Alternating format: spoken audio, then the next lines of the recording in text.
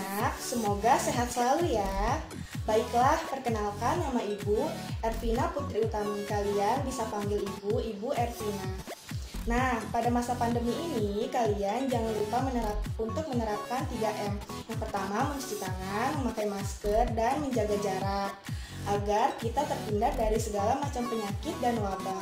Sebelum pembelajaran dimulai, alangkah lebih baiknya kita berdoa menurut kepercayaan masing-masing. Ibu pimpin ya, berdoa dimulai. Berdoa selesai. Untuk membangkitkan semangat belajar pada hari ini, Ibu ingin anak-anak mengangkat tangan sebelah kanan sambil bilang semangat, semangat, semangat. Terima kasih. Walaupun pembelajaran dilakukan secara daring, kalian harus tetap semangat ya.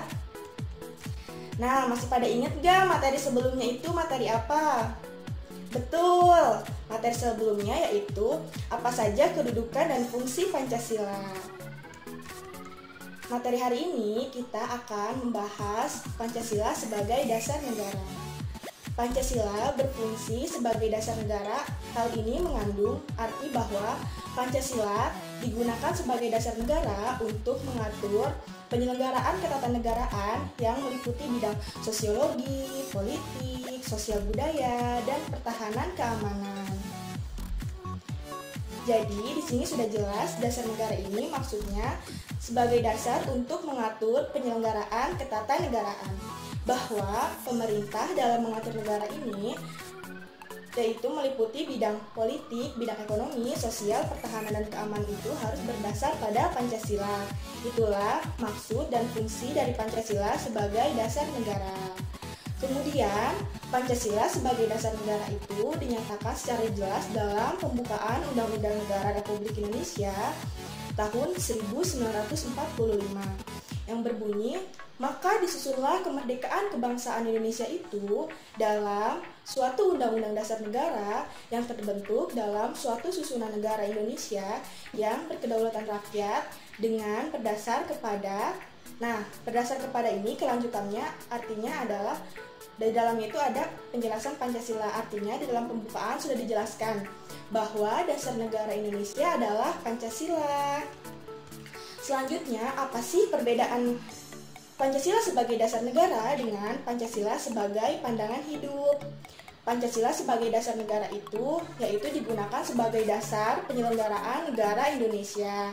Pancasila sebagai pandangan hidup artinya digunakan sebagai petunjuk dalam kehidupan sehari-hari, yaitu sebagai pedoman kehidupan warga negara Indonesia. Sebagai Pancasila sebagai dasar negara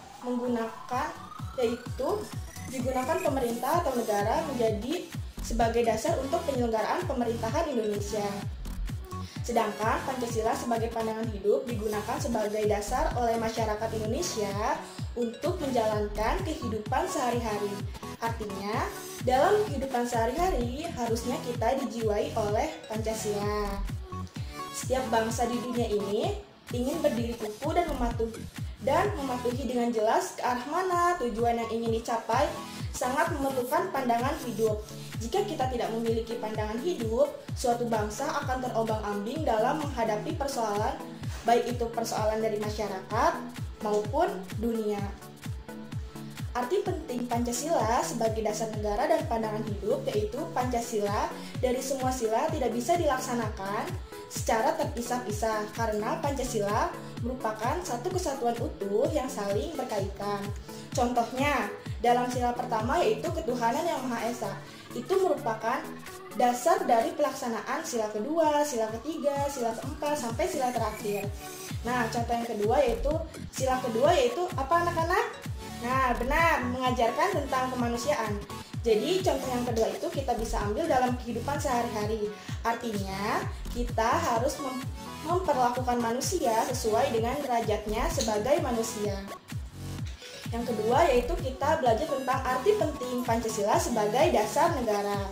Dengan adanya Pancasila digunakan sebagai dasar negara, maka harapannya Indonesia akan mencapai kehidupan masyarakat yang bersatu, berdaulat, adil, dan makmur. Kalau dalam pelaksanaannya belum maksimal, maka tujuan yang akan dicapai belum bisa diraih. Baiklah anak-anak, Ibu cukupkan untuk materi kali ini dan Untuk minggu depan silahkan kalian cermati dan baca kembali materi halaman 30 untuk bab selanjutnya. Semoga ilmu dan pembelajaran kali ini dapat dipahami dan bermanfaat bagi kita semua. Wassalamualaikum warahmatullahi wabarakatuh.